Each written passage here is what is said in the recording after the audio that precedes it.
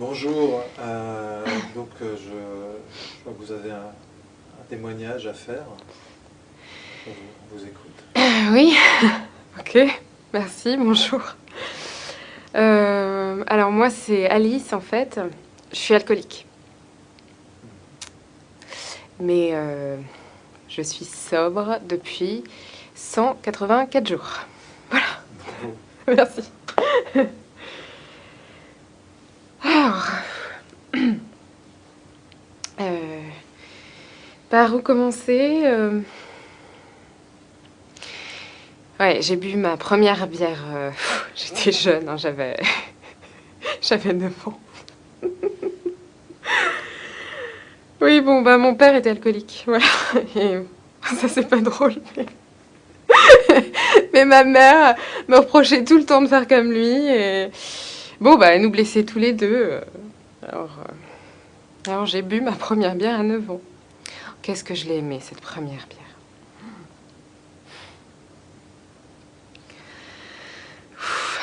Et évidemment, bah, toutes celles qui ont suivi. Donc, ça a commencé comme ça. C'était il y a un an. Il y a un an, bah, je me suis saoulée. Bon. Mais alors, j'ai plus dessoulé, quoi. C'est-à-dire que je ne sais pas comment c'est arrivé. Enfin, à ce point-là, c'était nouveau, quoi. J'ai commencé en fait à mentir à tous les gens que je connaissais, mais tous les gens que je connaissais, quoi. Donc à tous les gens que j'aimais. Donc, ah voilà, c'était la honte. C'était la terreur. C'était carrément l'humiliation. Chaque jour, hein, chaque jour, je trouvais un truc. Une fois, quand même, je prenais je prenais ma douche. Bon. Et alors après, j'attrape une serviette, hein, parce que je décide d'un seul coup d'aller chercher mon journal. Voilà, alors je descends. Et là, j'ouvre la porte, mais heureusement que personne ne m'a vue. Parce que, enfin, j'avais que ma serviette hein, pliée dans ma main. Voilà. Oh là là, j'ai eu de la chance. Hein. Parce que par exemple, des fois, j'ai emmené ma petite fille dans des endroits, je savais même pas où. Une fois, en fait, je l'ai emmenée avec moi faire des courses. Et au retour, je me suis aperçue qu'elle n'était pas là. C'est-à-dire que je l'avais emmenée avec moi quelque part, mais comme j'avais complètement oublié où j'étais allée, impossible de savoir où elle était. Alors, je me suis mise à appeler absolument, mais tous les endroits qui pouvaient me venir en tête, tous les magasins que je connaissais, jusqu'à ce que, enfin, ça sonne à la porte. C'était ma petite fille. Et le carreleur, voilà, il savait trouver mon adresse sur un chèque. Et je l'ai remercié, oui, je l'ai remercié en retournant jamais chez lui, quoi.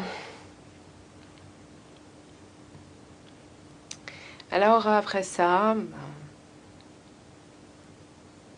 j'ai touché le fond il y a 184 jours. Quand ma petite fille m'a vu avaler de l'aspirine et de la vodka. Et alors je suis tombée. Et comme elle était seule avec moi, elle a cru que j'étais morte. Et jamais, mais jamais de toute ma vie, je saurais ce qu'elle a ressenti. Et je dois me pardonner pour ça. Pardonner. Et me pardonner aussi de tout ce que j'ai pu faire à mon mari. Et oui, il n'y pouvait rien. Et moi, je me suis vengée sur lui. Je t'ai versé tout sur lui. Tout. Tout. Il y en avait évidemment toujours plus et toujours plus, mais c'était sur lui. Alors, c'est fou, mais c'est fou comme on se hait soi-même d'être trop fragile. Et vous voyez, Quand il m'a proposé de m'aider, et ben moi, je lui ai dit, tu me fais sentir petite et complètement inutile. C'est pas vrai, c'est pas vrai, personne ne nous rend comme ça. On se diminue soi-même.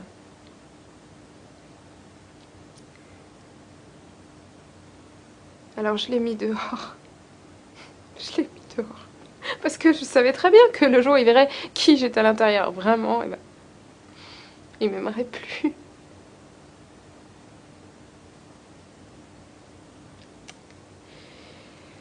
Donc on est séparés maintenant. Et il est parti. Il est parti très très très très loin.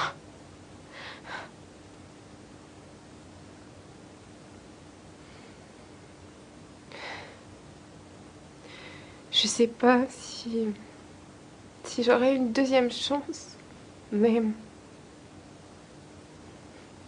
je dois croire que c'est possible. Je dois le croire parce que je le mérite.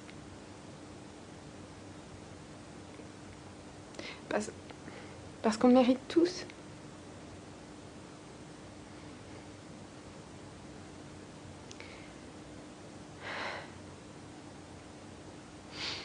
Merci.